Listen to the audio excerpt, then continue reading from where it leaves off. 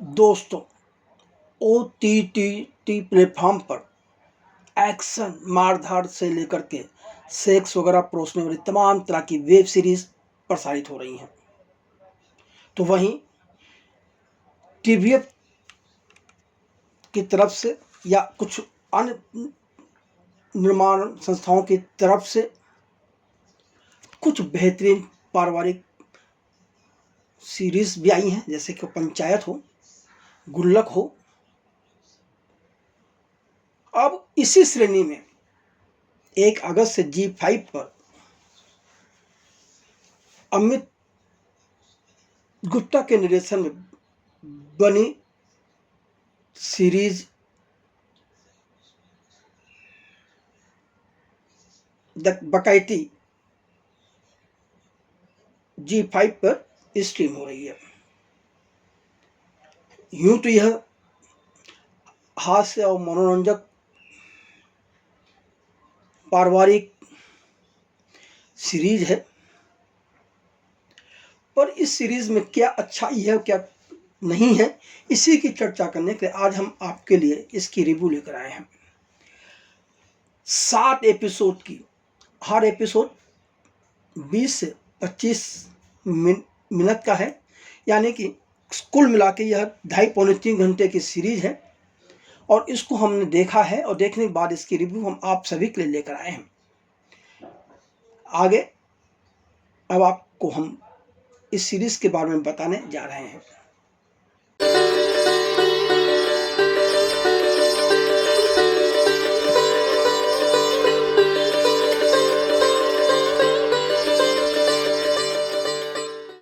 दोस्तों, एक बार फिर नमस्कार। आर्थिक तंगी अच्छों की नींद हराम कर देती है, इसमें कोई दो राय नहीं है।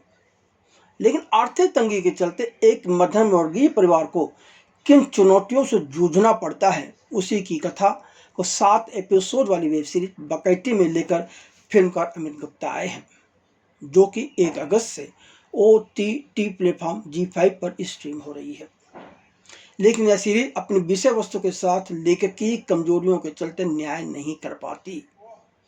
पैसों की चिंता या माता पिता का बच्चे की इच्छा पूरी न कर पाना जैसे गंभीर मामले हैं, पर इनका कोई आसान समाधान न होने के कारण छोटी छोटी ट्रेजेडियों, किरदारों और उनके साथ मिलकर सीरीज पर काफ़ी भारी पड़ती हैं। लगभग 2.25 घंटे की वेब सीरीज बकैती की कहानी पुराने गाजियाबाद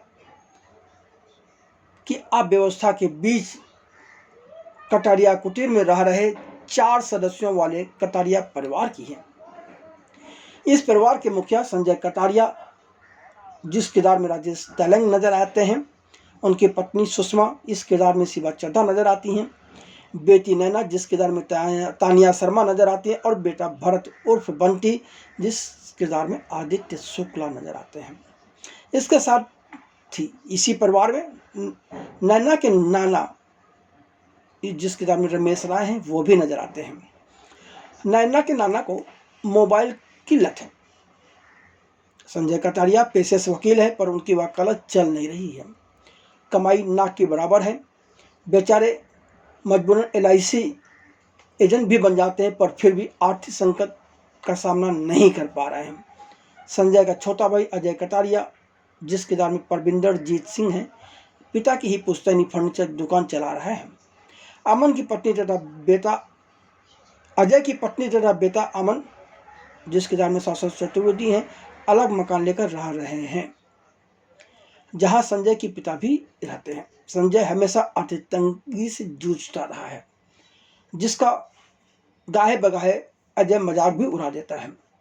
अंततः संजय मकान का एक कमरा किराए पर देने का फैसला करते हैं, जो कि नैना व भरत को मंजूर नहीं है, क्योंकि किराएदार के आने के बाद नैना व भरत को एक ही कमरे में रहना पड़ेगा और दूसरा कमरा किराएदार के पास चला जाएगा। इस बात से पढ़ाकू नैना और क्रिकेट के दीवाने भरत के बीच तू मैं तेज हो जाती है।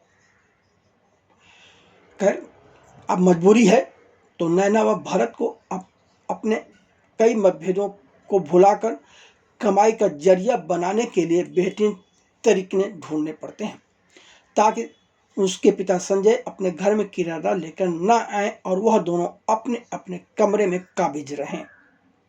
लेकिन नैना व भरत बुरी तरह से असफल हो जाते हैं और एक दिन एक किराएदार चिराग, जिसके नाम में केशव साधना है, का आगमन हो जाता है। पर समस्या यहीं खत्म नहीं होती। घर में लगे पानी के मीटर की तरह जिसे समय पर बंद करना किसी को याद नहीं रहता, कटारिया परिवार का मतलब भी भूल गए हैं। वे एक दूसरे पर इतनी जोर से हमला करते हैं कि एक दो हत्याओं की आशंका होती है। भाई बहन माचिस की तीली इतनी जोर से, इतनी तीखी और दर्दनाक तरीके से बजाने में माहिर है। चिराग भी जल्दी ही मकान छोड़कर चला जाता है। अब कटारिया परिवार की चुनौतियां पुनः अपने ही ढर्रे पर बरकरार रह जाती हैं। उधर संजय कटारिया के पिता के निधन के बाद अजय बार बार इसी बात का संदेश देता है कि कटारिया कुटीर को बेच दिया जाए, पर संजय कटारिया बेचना नहीं चाहते। भावनात्मक रूप से संचालित होने वाले बड़े भाई संजय और व्यवहारिक छोटे भाई अजय के बीच एक गहरी खाई है। अजय का मानना है कि घर बेचने के बाद मिले हिस्से से वह अपने बेटे अमन को विशेष पढ़ाई के लिए विदेश भेज पाएगा और संजय को भी आर्थिक सहायता मिल जाएगी, राहत मिल जाएगी। पर संजय इस बात को नहीं समझ पा रहा है, क्योंकि वह उस मकान के साथ भावनात्मक रूप से जुड़ा हुआ है, क्योंकि उसने उस मकान को अपने पिता के साथ खड़े होकर बनवाया था। उसने अपने पिता की लगन और मेहनत को देखा था। नैना को मुंबई जाकर बड़े कॉलेज से पोस्ट ग्रेजुएशन करना है और उसे उस कॉलेज की तरफ से आधी स्कॉलरशिप मिल गई है। इसके बावजूद संजय उसे मुंबई पढ़ने भेजने में असमर्थ है। तो वहीं भरत को क्रिकेटर बनना है, पर आर्थिक तंगी के कारण सब कुछ गद्दमद्द हो जाता है। और फिर क्या क्या होता है, इसे जानने के लिए तो सीरीज देखनी पड़ेगी। सब कुछ तो नहीं बता सकते हम। बहरहाल अब सवाल उठता है कि इस सीरीज में क्या अच्छा है और क्या बुरा है, यानी कि इसके प्लस पॉइंट क्या है और नेगेटिव पॉइंट क्या है। तो रिया छिब्बर ने एक बेहतरीन वेब सीरीज डकैती की कल्पना तो कर ली, पर उन्होंने या उनकी पूरी लेखकी टीम में शीतल कपूर, नेहा पवार, गुंजन सक्सेना, तत्सत पांडे, गौरव मदान व अंजलि दुबे हैं और इन सभी ने इस विषय पर गहन विचार या शोध करना आवश्यक नहीं समझा। लेखकी टीम ने संजय कटारिया के बेटे भरत और बंटी को गुंडा की तरह पेश कर दिया है। आखिर वह इस तरह क्या बताने की कोशिश कर रहे हैं? क्या आर्थिक तंगी से जूझ रहे मध्यम वर्गीय परिवार के बेटे गुंडा होते हैं? दूसरी बात, भाई बहन के बीच जिस तरह की नोकझोंक व लड़ाई इस सीरीज में दिखाई गई है, वह उनकी उम्र व उनकी शिक्षा को देखते हुए बहुत ही अजीब लगती है। यह बच्चे नहीं हैं।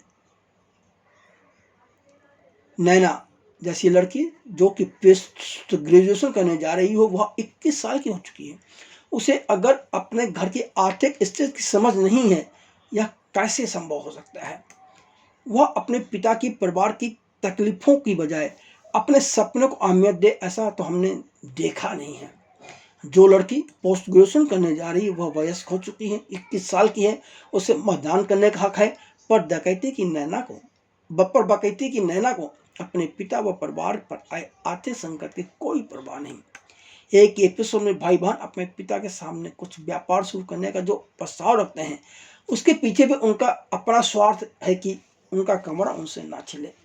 पर उन्हें इस बात की कोई परवाह नहीं है कि उनके पिता किन मुसीबतों का, किन चुनौतियों का सामना कर रहे हैं और किस मनस्थिति में जी रहे हैं। कम से कम हमने तो मध्यमवर्गीय परिवारों में इस तरह के बच्चे नहीं देखे हैं। लेखकों, टीम या निर्देशक अमित गुप्ता ने भी अंततः आर्थिक संकट का कोई समाधान पेश नहीं किया है, सिर्फ फिजूल की बातें ही की हैं। इस सीरीज में आर्थिक संकट के चलते उपजी समस्याओं और चुनौतियों का रेखांकन करते हुए अपरोक्ष रूप से समाज, सरकार व शिक्षा तंत्र पर कटाक्ष किया गया है, लेकिन कहीं भी किसी समस्या का समाधान की तरफ कोई इशारा नहीं है। माना के निर्देशक अपनी सीरीज में टिपिकल मिडिल क्लास के घरों का संघर्ष कोलाहल, अराजकता और सपनों का एक ऐसा नज़ारा दिखाने में कुछ हद तक सफल रहे हैं जो कि काफ़ी चिर परिचित या अपने आस के या मेरे आसपास का नज़ारा नज़र आता है। हमें लगता है कि इस सीरीज़ के लेखकों की जमात ने मध्यमवर्गीय परिवार देखे ही नहीं हैं। यह सभी सोने में चम्मच लेकर पले भरे हैं। तभी तो पिता द्वारा नैना को मजबूरीवश उच्च शिक्षा के लिए मुंबई भेजने से इनकार किए जाने पर नैना घर छोड़कर चली जाती है। ओह, क्या समझदारी है और क्या राह दिखाई है इन लेखकों ने और इसके निर्देशक ने। यह 6-7 लोगों की लेखकीय टीम अगर कहती है कि अगर पिता आर्थिक संकट से जूझ रहा है और अपने बच्चों के सपने को पूरा नहीं करा पा रहा है, तो बच्चों को पारिवारिक हालात समझकर अपने सपनों पर कुछ समय की रोक लगाने की बजाय घर छोड़कर चले जाकर पूरे परिवार पर विपत्ति का बोझ डालने की सीख दे रहे हैं। वह क्या कहने हैं? क्या यह समझदारी है? क्या हर बच्चे को घर छोड़कर चल देना चाहिए अपने सपने को पूरा करने के लिए? पिता उसके सपने पूरा नहीं करना चाहता? इतना ही नहीं, लेखक या निर्देशक ने शिक्षा प्रणाली और शिक्षा के नाम पर ऊंची फीस वसूलते हुए जो लूट हो रही है उस पर कोई टिप्पणी नहीं की है। इन तमाम कमियों के बावजूद यह वेब सीरीज सामान्य मध्यमवर्गीय जीवन को सजीव रूप में पेश करने के बावजूद दर्शकों के दिलों को छूने वाली सच्ची भावनात्मक गहराई नहीं जगा पाती। इस सीरीज के कुछ दृश्य आपको एहसास कराएंगे कि जैसे यह आपके अपने घर की झलक है। पानी के मीटर का अलार्म बजना, पानी की टंकी फूल गई है, बिजली का बिल और एसी लगाना है, हमेशा बैठे रहने वाले नाना जी की नोक-झोंक, छत की सीढ़ियाँ और डाइनिंग टेबल की बातें इसके जरूरी लेकिन मज़ेदार पहलू हैं। लेकिन इस सीरीज के कई सीन ऐसे भी हैं जो बहुत सतही मालूम पड़ते हैं। कहानी में कहीं कोई बहुत तगड़ा कॉन्फ्लिक्ट ना होने की वजह से यह बहुत ही आम और साधारण कहानी बनकर रह जाती है। लेखकों की जोड़ी ने चुहलबाजी और नोक-झोंक की जीवन प्रस्तुति और तीखे संवादों से सजाने के कुछ सफल प्रयास जरूर किए हैं। सीरीज और निर्देशक अमित गुप्ता का दृढ़ विश्वास है कि भले ही उनके किरदार भड़कीले अंदाज में फूटते और बिखरते हों, लेकिन जब मुसीबत आती है तो उनके बीच इतना प्यार है कि वह एकजुट हो जाते हैं। जबकि 7वें एपिसोड में जब सभी किरदार एक ही कमरे में मौजूद होते हैं, मतलब ये क्लाइमेक्स का सीन है, याद कर लीजिएगा, तब एक और जंग शुरू हो जाती है। कान फाड़ देने वाले झगड़े, अति उत्तेजित भावनाएं, यह अपरिहार्य संदेह कि यह लोग एक दूसरे की बिना ही बेहतर है। लेखक की टीम इस बात को रेखांकित करने में सफल रही है कि आर्थिक तंगी किस तरह एक मध्यमवर्गीय परिवार को भावनात्मक रूप से दिवालिया बना सकती है। अब जहाँ तक एक्टिंग का सवाल है कि किस कलाकार ने किस तरह की एक्टिंग की है, तो परिवार की आर्थिक तंगी के साथ ही बच्चों के झगड़ों, पति की खामोशी आदि से जूझ रही एक मध्यम वर्गीय घरेलू महिला के किरदार में शिवा चड्ढा का अभिनय शानदार है। शिवा चड्ढा उस सीन में खास तौर पर कमाल की लगती हैं जहां वह अपने बच्चों के पीछे पड़ जाती हैं। वकील और आर्थिक तंगी से जूझ रहे परिवार को संभालने के लिए प्रयासरत अति भावुक तथा सदा गंभीरता का लबादा ओढ़े रहने वाले इंसान संजय कटारिया के किरदार में राजेश तेलंग याद रह जाते हैं। उन्होंने अपने किरदार को शालीनता व संवेदनशीलता के साथ पर्दे पर उकेरा है। मिर्जापुर और बंदिश बैंडित के साथ राजेश तेलंग तथा शिवा चड्ढा की तीसरी बार इस सीरीज में पत्नी के किरदार में नजर आ रहे हैं। भान भाई यानी कि नैना और भरत के किरदार में क्रमशः तानिया शर्मा और आदित्य शुक्ला तो सरप्राइज पैकेट हैं। दोनों ने कमाल के नेचुरल एक्टिंग की है।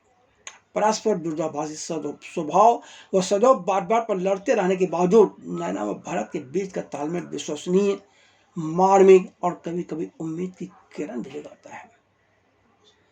केशव साधना, परविंदरजीत सिंह और रमेश राय ने अपने अपने किरदारों को ठीक से जिया है।